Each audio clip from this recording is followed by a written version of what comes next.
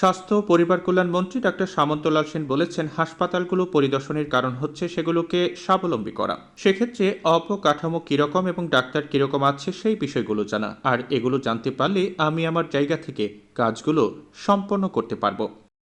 শনিবার বিকেলে পঞ্চগড়ের পোদা উপজেলা স্বাস্থ্য কমপ্লেক্স পরিদর্শনকালে মন্ত্রী এসব কথা বলেন। আমার দেখার একটাই উদ্দেশ্য হচ্ছে হাসপাতালগুলো কিরকম আছে, অবকাঠামো কিরকম, ডাক্তার কিরকম, কি দরকার সেটা। সুতরাং এই আইডিয়াটা হইলে তখন আমি ঢাকায় বসে বাকি কাজগুলো করতে পারবো। কারণ আমি চাচ্ছি হাসপাতালগুলোকে স্বাবলম্বী করা। This is my target. Dhaka শহর নিয়ে আমার চিন্তা করার কিছু নেই। আমি যদি এইগুলোকে নিয়ে স্বাবলম্বী করতে পারি তাহলে রুগীরা ঢাকা শহরে ভিড় করবে না, মানুষ এখানে চিকিৎসা পাবে। এ সময় স্বাস্থ্যমন্ত্রী আরও বলেন, অনুমোদন ছাড়া কোনো প্রাইভেট হাসপাতাল কাজ করতে পারবে না। প্রাইভেট হাসপাতাল অনুমোদন ছাড়া কাজ করতে পারবে না, স্পষ্ট কথা। যদি তাদের অনুমোদন থাকে, যদি তাদের লাইসেন্স থাকে, তারা কাজ করতে পারবে।